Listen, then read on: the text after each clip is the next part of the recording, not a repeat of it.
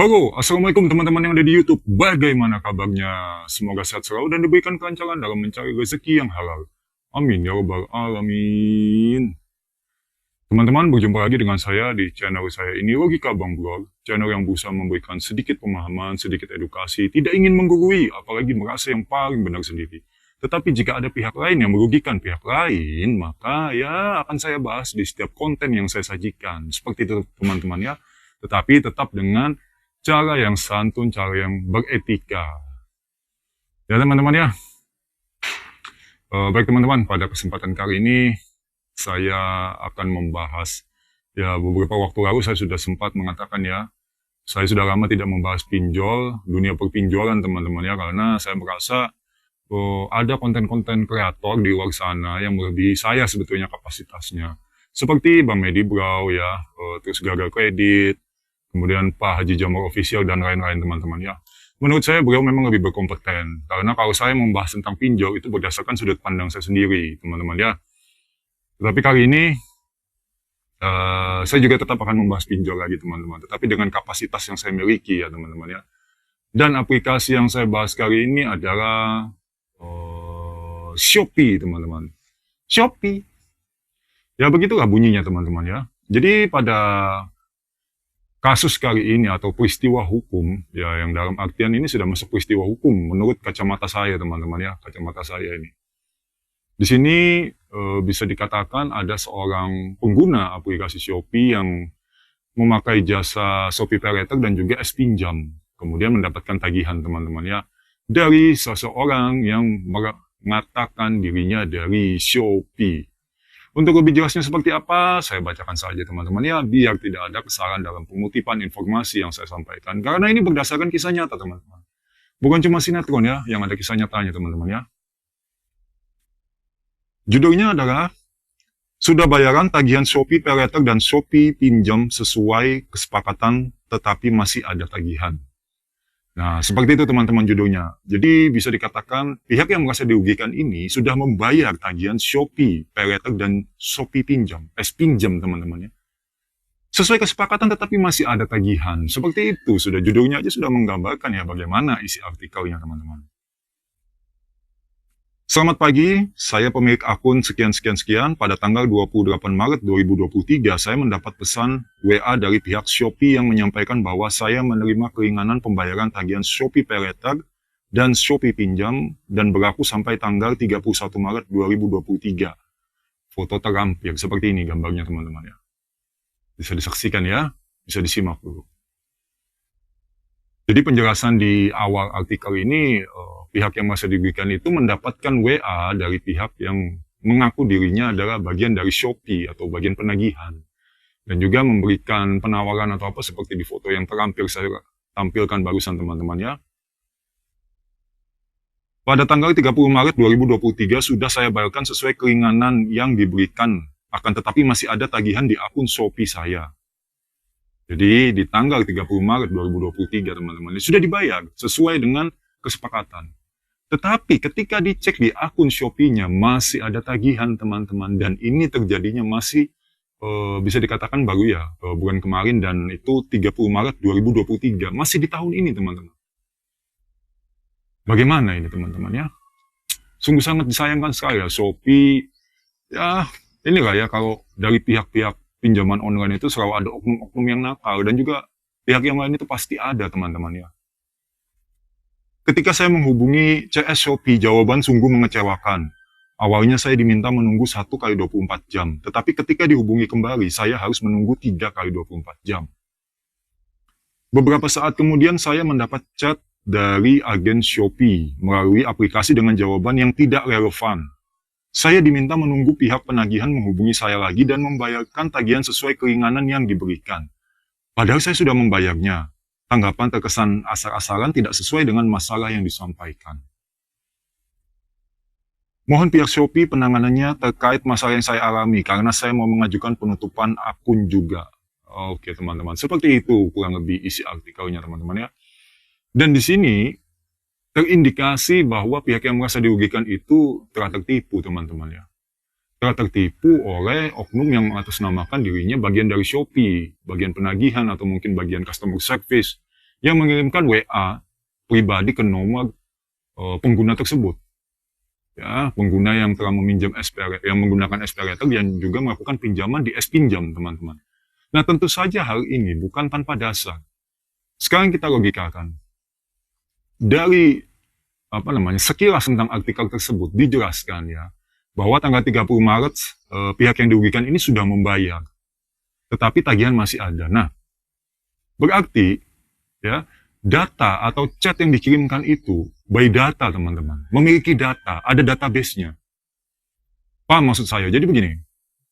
Semisal Joni dapat pesan dari saya, pesan dari saya Bang Bro misalnya. Saya chat ke Joni gitu kan. Joni tentu ketika misalnya saya ngomong tidak by data, tidak sesuai data, Joni pasti akan menolak, teman-teman. Selamat siang dengan Bapak Joni, saya Bro dari Shopee. Ingin memberitahukan bahwa Bapak telah memiliki pinjaman dan tolong dibayarkan pada jam sekian ya Pak ya. Dengan jumlah nominal sekian. Semisalnya Joni ngerasa, saya nggak ada pinjam kok. Saya nggak ada pakai paylater kok. Nah jelas pasti Joni yang akan dilakukan adalah satu, dia membalas chat tersebut bahwa dia tidak menggunakan jasa keuangan dari aplikasi tersebut. Kedua, mungkin dia maki-maki orang tersebut, teman-teman. Ya. Tapi di sini ya pihak yang dirugikan ini membayar. Di situ kan sudah saya tampilkan kan ya bahwa dari pinjamannya menjadi sekian. Nah, tentu ini adalah tawaran yang menggiurkan ya, teman-teman. Potongan 50%, 30% dan sebagainya itu tentu akan menggiurkan orang yang lagi berhutang. Kebetulan kalau memang dia punya duit dan dia niat bayar dan dia tetap ingin nama baiknya di OJK itu tetap bersih, dia pasti mengupayakan. Beda kalau yang nekat garbay ya, banyak. Kalau garbay mah nggak ambil pusing, mau relaksasi, mau pengurangan nggak ambil pusing, teman-teman. Tetapi karena pihak yang dirugikan ini itu ingin namanya tetap bersih, ya, tapi dia juga ingin menutup akun seperti itu.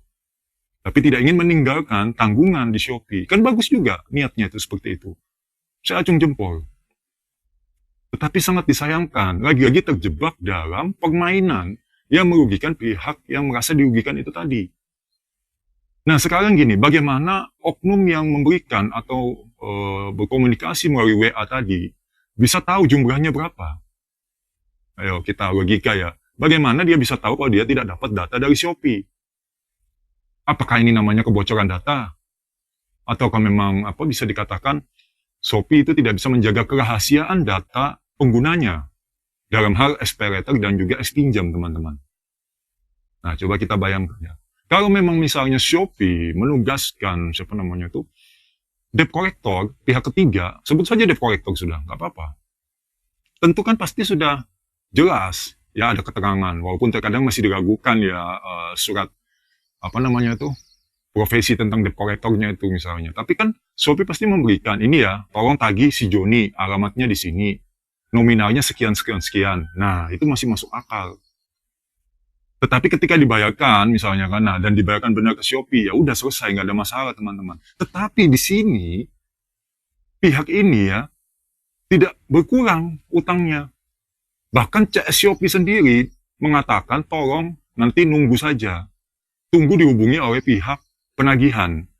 Nah, tolong dibayarkan sesuai nominal yang diminta. Orang sudah bayar. Memang di sini memang menurut saya pribadi di artikel ini masih ada kerancuan, teman-teman ya. Sesuatu yang membingungkan karena di sini pihak yang merasa dirugikan itu tidak menyertakan bukti pembayaran. Nah, mungkin beliaunya juga lupa ya, mungkin karena sudah stres atau gimana, merasa tertekan. Sebetulnya ketika menyampaikan berita ya di artikel online itu kalau lebih baik ya, saran saya menunjukkan gitu. Atau mungkin saya terlewat ya. Coba saya cek dulu, teman-teman. Tidak ada ini. Tidak ada. Tidak ada bukti bahwa memang sudah membayar nominal yang diminta oleh pihak yang melakukan penagihan tadi, teman-teman. Di sini saya lihat SPayLater-nya itu jumlahnya 2.881.31 menjadi 1.409.66 rupiah. Ya. Kemudian S-Pinjamnya itu 4.892.339 rupiah menjadi 2.446.170 rupiah. Nah, dari 4 juta hampir 5 juta ya, 4,8 juta menjadi 2,4, 50% teman-teman. Nah, bagi orang yang memiliki niat baik untuk membayar, pasti akan dibayar ketika dapat penawaran seperti ini teman-teman. Karena potongannya besar kan, daripada dia membayar harus dengan dana yang dia pinjam. Tentu lebih baik dia membayar dengan dana potongan, dana yang sudah dipotong, sudah diskon, seperti itu bahasanya. Nah, disinilah ya.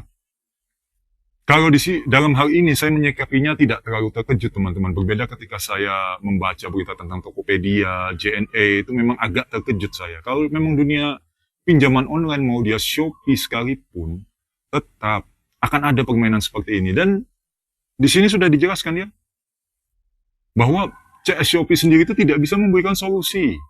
Terus bagaimana menjadi seorang CS? Saya juga bingung bagaimana ya ketika seseorang mendaftar untuk menjadi CS di Shopee, itu kira-kira persyaratannya seperti apa ya?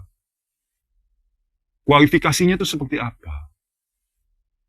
Kok bisa ya ada orang mengadukan bahwa ya mungkin di sini dia masih belum sadar ya, pihak yang dirugikan itu belum sadar jika dia telah mengalami penipuan.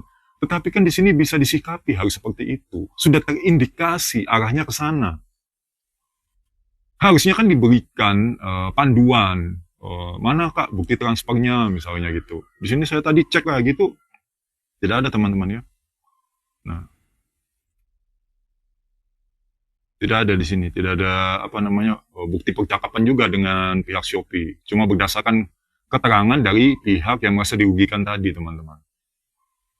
Nah, harusnya kan kalaupun memang ini kesalahan si pengguna, mudah percaya, ya tolong kasih solusi. Tapi dengan catatan, pihak yang merasa dirugikan tadi itu memberikan bukti berupa nota pembayaran. Struk gitu ya. Ketika misalnya transfer itu ada struknya, buktikan. Tunjukkan kepada CS Shopee. Nah, mungkin bisa dibantu untuk ditindaklanjuti. Bukan sekedar aduan tanpa adanya bukti. Nah, ini yang sulit teman-teman ya. Jadi menyikapi hal ini juga saya berpikirnya, ya memang ada kekurangan data dari pihak yang merasa dirugikan untuk mengadukan aduan dari permasalahan yang dialami teman-teman. Seperti itu. Ya seperti sebelum-sebelumnya teman-teman ya. Dunia pinjol itu begitu. Makanya saya pernah bikin konten jangan percaya pihak ketiga. Itu pernah kalau nggak salah tentang HCI, Home Credit Indonesia.